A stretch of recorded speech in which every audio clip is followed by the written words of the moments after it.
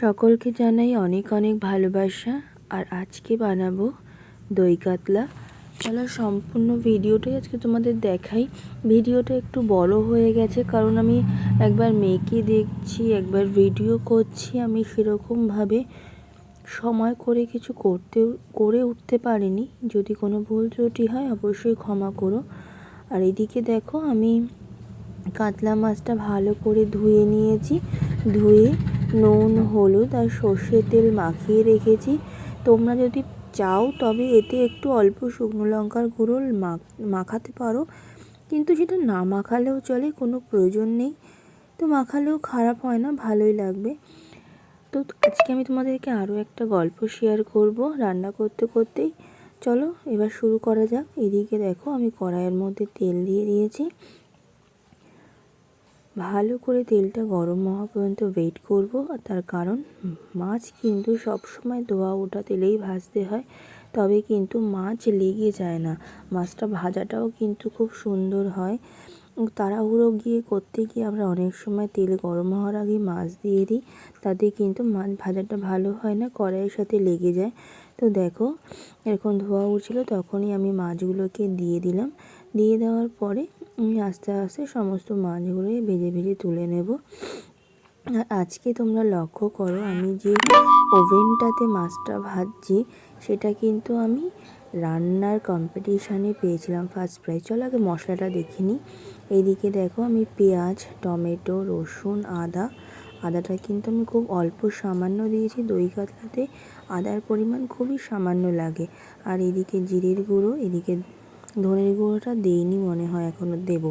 তো একে একে হলুদের গুঁড়ো, তারপরে দেখো একটা কাঁচা লঙ্কা আর শুকনো লঙ্কা। আমি কিন্তু এই হলুদ আর কাশ্মীরি লঙ্কার গুঁড়ো দিচ্ছি। এটা দিয়ে পেস্টটা করব, এতে কিন্তু কালারটা খুব ভালো আসে। তো আমি ধনের গুঁড়ো দিয়ে দিয়েছিলাম।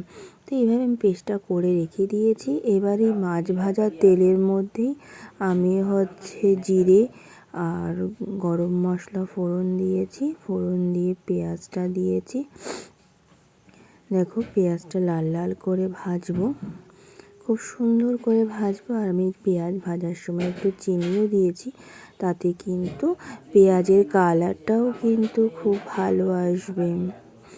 এতে রান্নার টেস্টও কিন্তু খুব ভালো আসে, আর পেঁয়াজের কালারটাও কিন্তু খুব ভালো আসে, আর খেতেও কিন্তু খুব ভালো লাগে। দেখো এদিকে টমেটোটাও দিয়ে দিয়েছি। এই দেখো এরকম পর্যায়ে আমি যে মশলাটা করে রেখেছিলাম সেই মশলাটাও কিন্তু দিয়ে দিচ্ছি।